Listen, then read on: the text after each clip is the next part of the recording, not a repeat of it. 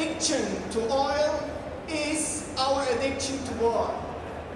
And the same criminals of our governments who do not represent us, who are negotiating in Le Bourgeois, the same criminals who are not having the courage and having not the political will to have a climate justice agreement, the same criminal governments are bringing us all the time to war for resources, war for oil in Iraq and in many other places.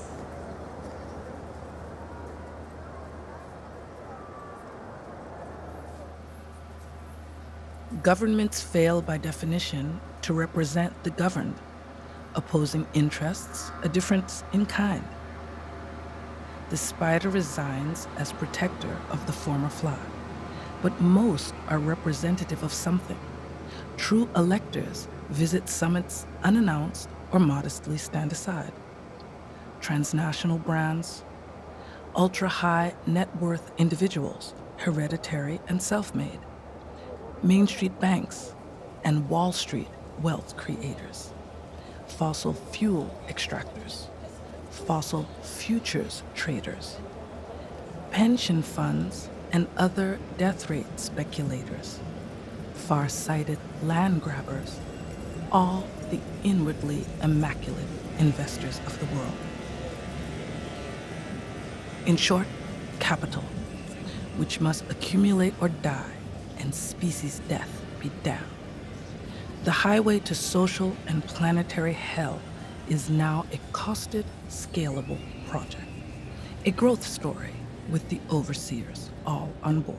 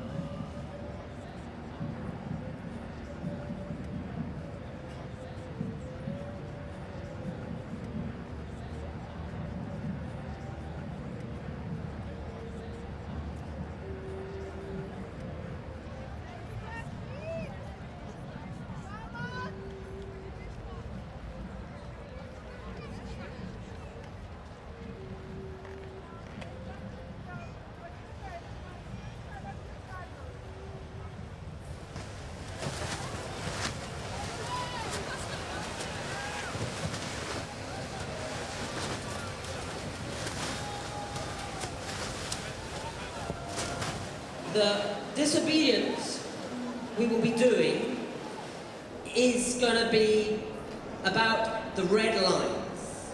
We will be marking the red lines, which are the minimal necessities for a just and livable planet.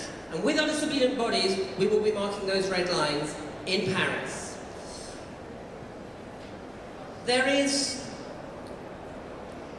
a plan which has changed. The original plan was that we were going to surround the Bourget with our disobedient bodies, making the red lines. That plan has changed because of two things. It was a super complex plan involving lots of vans turning up, people jumping out of vans, 18 different affinity groups taking motorways and so on. In a state of emergency, that's a dangerous thing to do, and so we decided not to do it. The most important reason we are not doing Plan A is that the region around Le Bourget, the private airport where they're having the COP21 joke, is one of the most poor regions in France. It is also a predominantly Muslim region, and they are the people, they are the communities who are getting the brunt of the state of emergency right now. It's the police forces that are going into their communities, going into their mosques, going into their centres, and raiding them and so on, and they are getting the worst violence of the state right now due to the state of emergency. And we did not want to bring more authorities, more police to their neighbourhoods.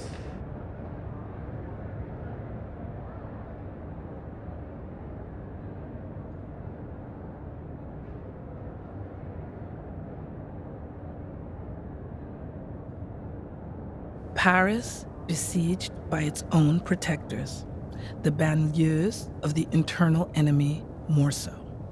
Collateral carnage in the state of emergency created under Algerian war law and restored November 2015. Police and army in the tens of thousands, roadblocks, mobile checkpoints, armed to their attack dogs' teeth.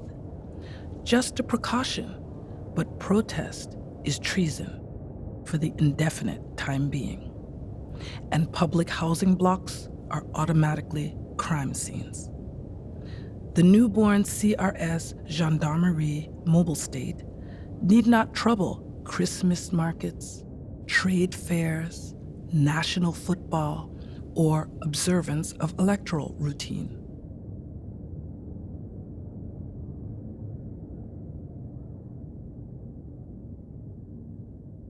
The idea of an action consensus is that everyone who takes part in the action agrees to this action consensus.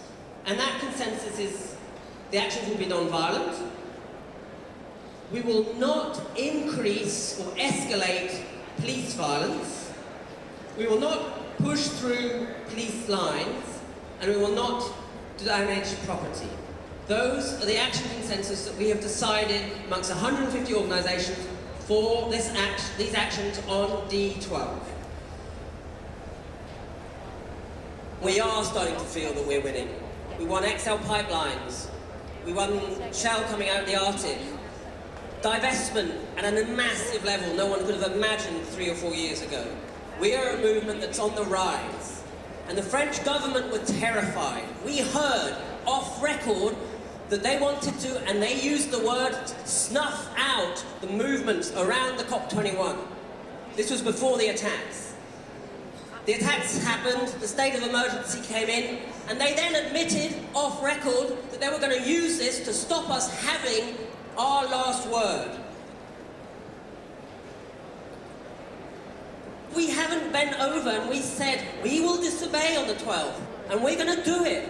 Whatever, because we know that the real state of emergency, the real threat to security is the system that causes the climate catastrophe. That's the threat to security.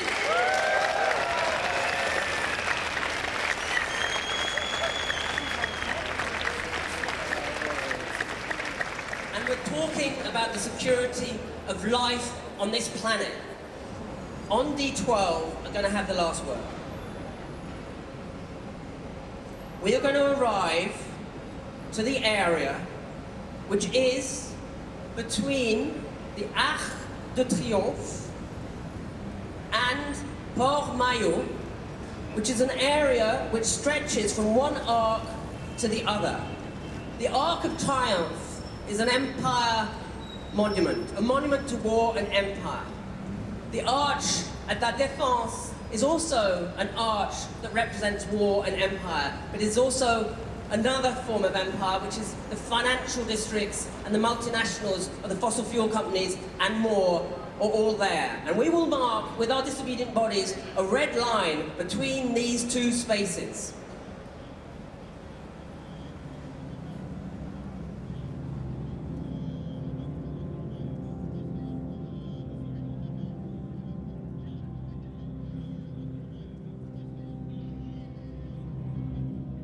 $180 business events in 2 weeks. COP21, the UN Climate Change Conference and Trade Show, is a networking opportunity with negotiation attached. The words oil, gas, and fossil fuels, along with free trade, are missing from the Paris Agreement that ensues. Likewise, the legal mandates and the funding to make action more than a failed figure of speech. No state's promise to spew less carbon dioxide is binding, nor are the financial clauses. Non-binding treaty is one more oxymoron, because all that separates a treaty from a bad joke is its enforcement.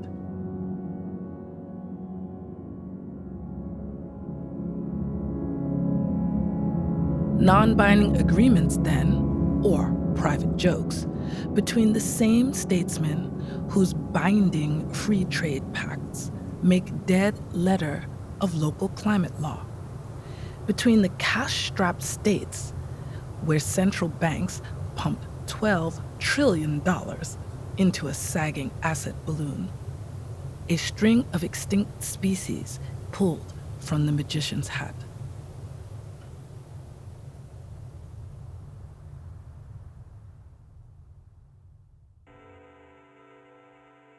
At the famous COP21, the world's highest-ranking showroom dummies talk shop, never trust a cop, whatever the number attached. Even the simultaneous translators turn speechless, inhaling vapors from the mouths of the sitting dead.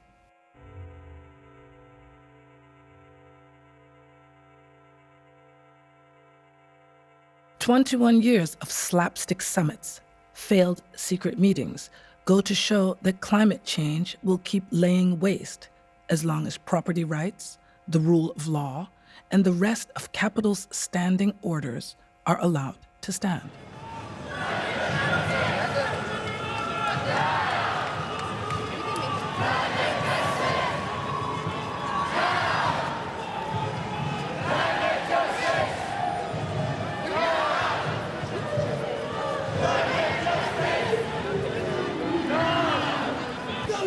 Democracy looks like. This is what democracy looks like. Tell me what democracy looks like. This is what democracy looks like. Tell me what democracy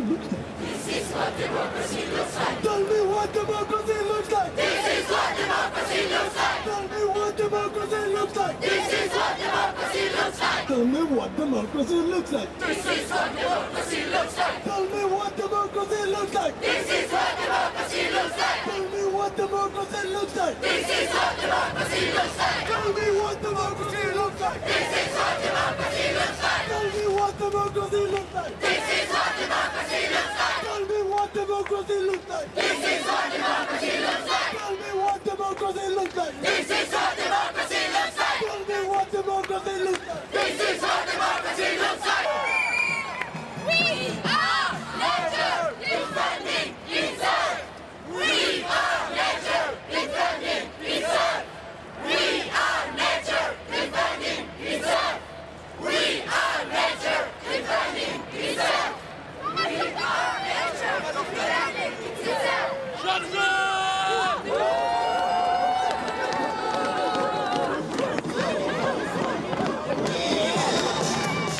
You're gonna burn before the dawn. Your blood is poisoning your people. Your own people. Your addiction and the one that we have sworn. The precious one. All the freedom. Give me fire.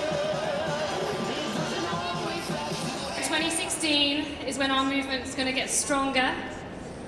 We've already got many mobilizations that are ready and are underway. We'll be pointing our finger at the fossil fuel industry and escalating our work to shut down the culprits. We'll be shutting down and targeting the world's most dangerous fossil fuel projects, and we'll have even more major actions and creating more disruption. So from May the 7th to the 15th, there'll be actions that will be happening in Germany, Indonesia, the Philippines, Australia, the US, Nigeria, Canada, Brazil, South Africa, and more are going to be announced.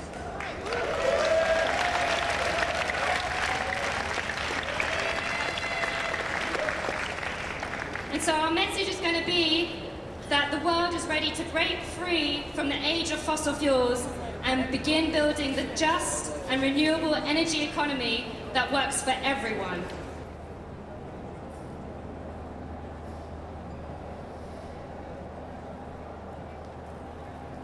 Beware, O proprietors of showroom corpses and representative dummies, the coming creation of failure. Before you know it, your fossil fuel investments will be fossilized, turned into failed investments by factors off the computer model grid, by a counterforce that's not for sale, but is intransigent on principle, unimpressed by violence, and resolved always to act concretely. Having created the necessary failure, the counterforce will sift the wreckage and go on working on a world that must exceed all calculating power, past and future, in keeping with incalculable need.